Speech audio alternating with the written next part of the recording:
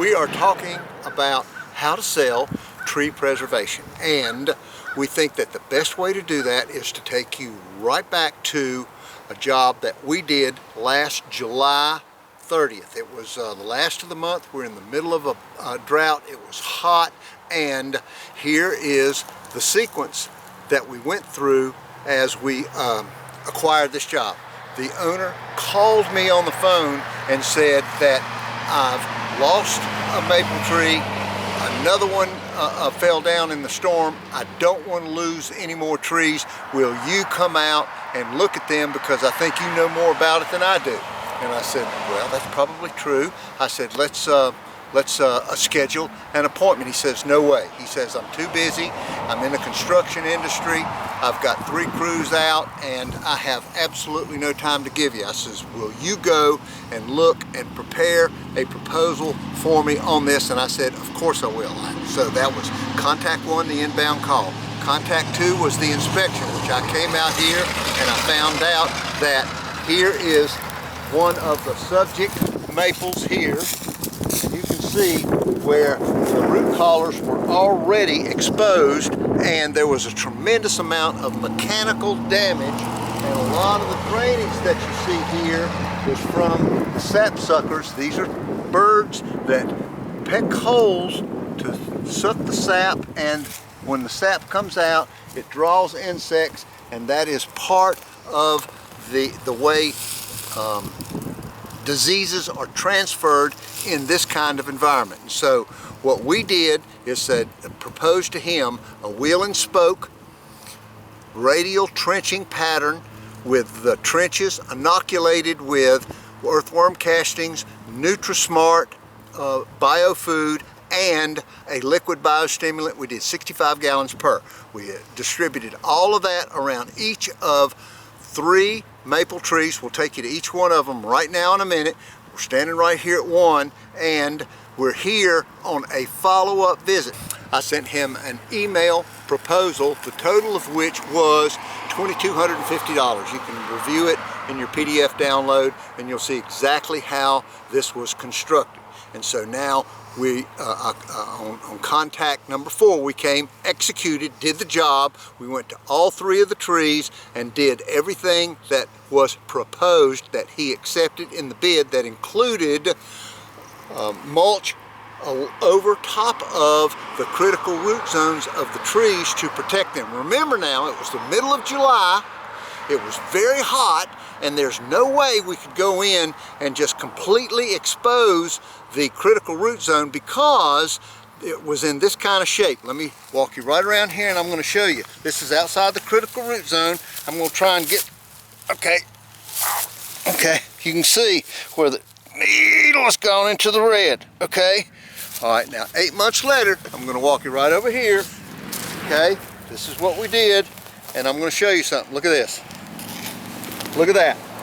This is exactly what you want to see, and this is what we came back to check on. So on number 4, when we did the job, covered all this up, we're now on contact 5. We are following up. I called him and said, would it be all right if we came and showed up in your yard and did an additional evaluation of how the maples are doing? He says, oh, of course, it would be great. Please do. I'm looking forward to hearing what the results are. So our first test was this, what you see me doing right here. I can go almost anywhere in the critical root zones of these trees, and I've got aeration. All right, now I'm going to go to my bucket for a second,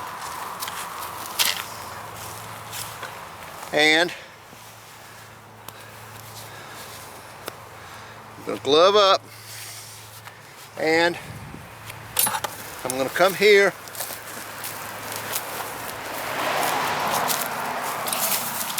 and I'm looking for root growth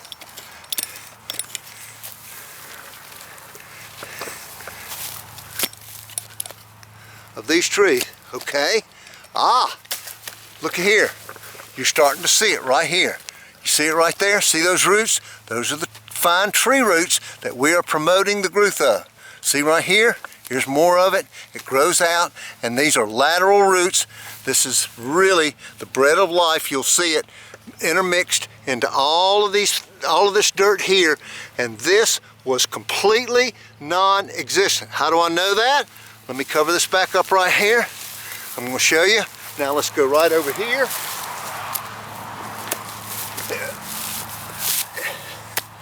And there was nothing over here but hard ground and grass roots.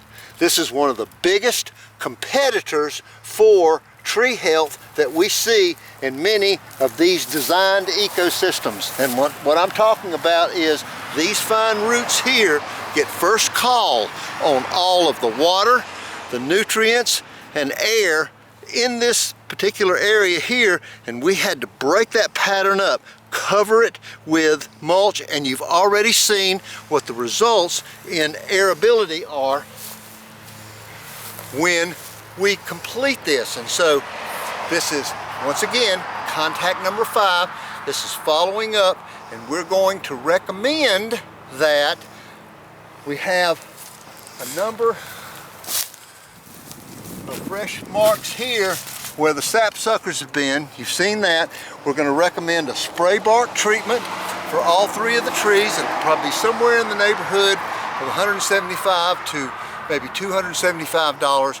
We have some other things that we're going to look at in the landscape, but for the moment right now, let's go and walk and look at the other 2 trees that we treated and see if we get the same similar results. We're here to check contact number 5. This is follow-up. This is what's going to make you some money if you follow them and develop that contact relationship with them that makes them have confidence in your ability. World-class backup with the ANSI standards that you can learn about. Each one of these trees appear to have this black staining on here, and this is what happens as a result of the sap draining out of these holes and down the tree. We'll have to come back again a little later in the summer when we see this, but let me do a quick check here. I'm going to look down here, and we're looking for roots. And yeah, buddy, we've got them. That's exactly what we're looking for, that right there. This is the kind of environment that you need to create. So you see all those nice hairy roots there? That is what they use to absorb the biostimulants. Up, and we even got our companion here. We hope to see a lot of those. This, of course, is an earthworm, red wiggler, whatever you want to call it. And you can see all of these little roots here. You have to create an environment in the base of the tree for these roots to grow. Without this type of growth, you are not going to get recovery. And what the owner asked me for in the beginning when he called me was he had just lost a maple tree, had lost another one to storm damage. He doesn't want to lose anything else. What does he do? And this is the actions, and so far, so good. Let's walk to another one, take a look at it. All right, this is the 3rd of the 3 maple trees. I'm going to pull this limb down a little bit so that we can look and see what kind of bud break that we have. And we've got some nice flowering. It looks normal. All of the branches have budded out. They look good. And of course, we've got another follow-up treatment coming that is going to verify size, shape, and color of the leaves. These are the kinds of watch-outs that we have asked the owner to look for, and as he finds these deficits, he can tell us about it. We'll put those in his report, and we'll be able to begin to catalog and document. Now, along those same lines, let me just tell you, the only way that we're going to be able to do that is if we tag and number. I think I've got my tags right here. We're going to tag and number these trees as we go. All right, this is the 3rd of the 3 maple trees that were treated, and we're going to go down to the critical root zone and see I'm out here looking for roots. All right, because roots are, I can already feel them. Up, look at here. Earthworms, that's a good sign that we've got a good balance. It's not too acid and it's not too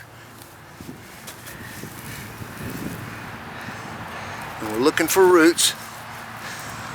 Here they are. Here's a good example right here. These are the roots that we're looking for right here. These little hairy roots here. Now, without the kind of tree protection actions that we initiated, we did not have to do a root collar excavation, because since they had grass growing all the way up to the trunk, there was huge amount of mechanical damage. That's one of the reasons why we encourage the use of mulch skirts around the trees, because it'll keep them, the lawnmowers and the weed whackers away from the trees. So we eliminated that. We aerated and decompacted the critical root zone with the wheel and spoke pattern. Then we inoculated with a biofood, earthworm castings and Nutri-Smart, and then we used a liquid biostimulant to activate everything and inoculate this with the microbes necessary, mycorrhiza fungus and a whole bunch of other stuff. You'll hear about that in another section. And so once we mulched, we got great water late in the summer, and obviously everything has begun to pay off.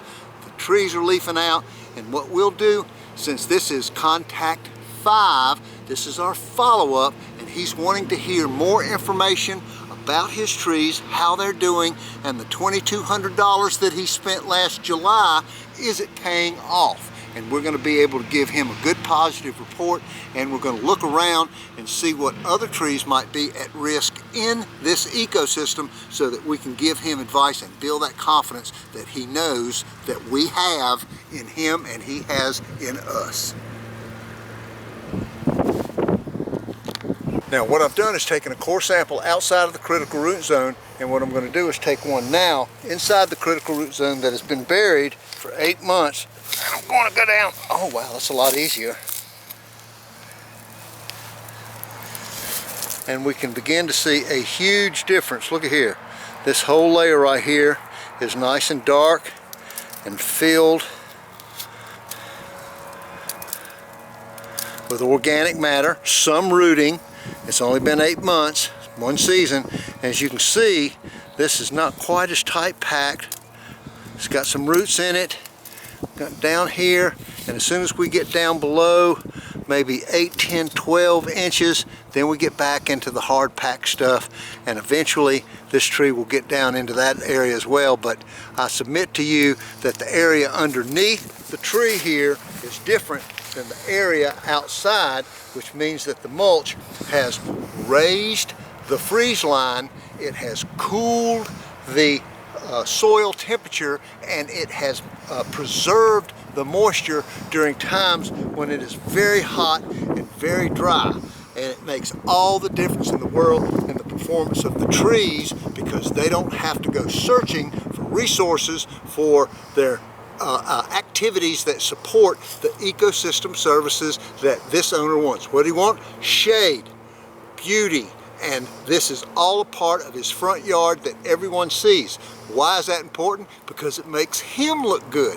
If it makes him look good, it makes him feel good. And that's what tree preservation is all about, providing those services that make your customer feel good. Now, before we leave, as a courtesy to him, we're going to do a quick walk through down by the driveway. He has a tennis court back here. We're going to look at some of those things, and we're going to recommend. We've already got one tree protection action, which is a biostimulant treatment to the bark, which is supposed to eliminate some of this insect and disease staining that you see here, and some of the bird damage and other things that we see. The tree itself will begin to protect with its own resources now that we've got this area protected around it, immediately underneath it, and it's got enough leaves where it can make energy, produce the nutrients necessary, and be a healthy tree. Remember, healthy trees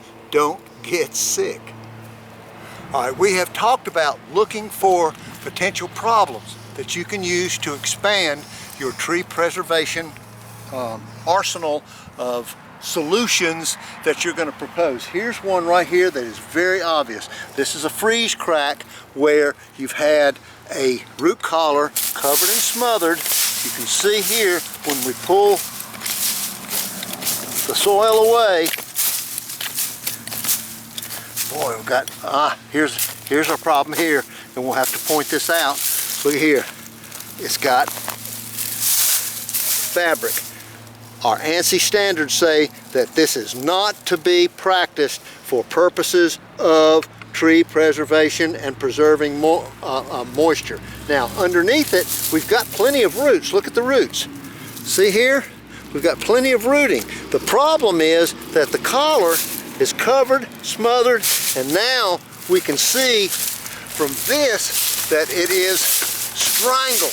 Look at that root right there. That root right there was supposed to go lateral. Instead, it has come around here and is strangling. So that is a potential problem that we'll point out to him. What do? We have to do a root collar excavation. We have to expose the root collar and find out how many of these roots could be encircling and strangling the tree and preventing it from taking the moisture up. The moisture gets underneath the bark, it's wicked up underneath it here, and during the freeze and dry cycles in our weather pattern, all of this is a danger signal. This tree may or may not make it. Many times in tree preservation, my fellow arborist, you're not going to be able to have a final pronouncement.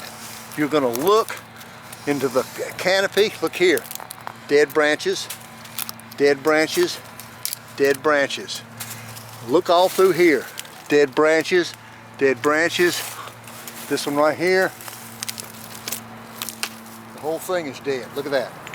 All right, I'm not going to pull that out of there. He'll get mad at me if I do at this particular point, because he's not convinced that he's got a problem. Here's another part of the freeze damage here, and this is, many times you're not going to be able to give him long-term solutions. What you can do is buy the owner another year or 2 or 3 or several seasons where this tree can be preserved before it meets its ultimate end.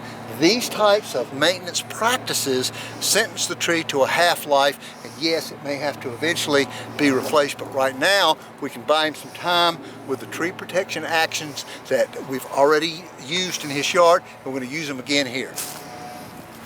Here is a river birch that has been attacked in the same way with the mechanical devices, usually mowers and weed whackers, and they've done damage here. We've got a sprout right here that probably rotted off, but this is a real good example of what happens. See the root right here? It's coming around. It's not headed out laterally. It's encircling the tree, and it's going to strangle it. This is grass competition all the way up to the tree, and unless he decides to do the same sort of process that we subjected the other trees to, then he's going to have the same problems with this one, and there's 2 more up along the edge of the driveway there, and as we go back this way we see another one, and so we could prepare a nice bid on these 4 or 5 river birches and fruit trees and give him a nice package that we could do at the same time when we come back to incorporate the mulch into those critical root zones under the maples that we did last year. And then while we're here at a very good price, we could do the same process of root collar, aeration decompaction, topsoil, and biostimulation.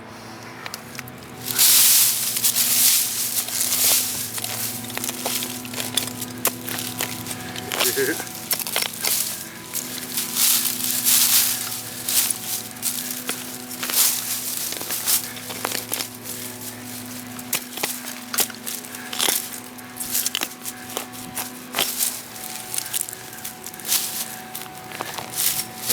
it is.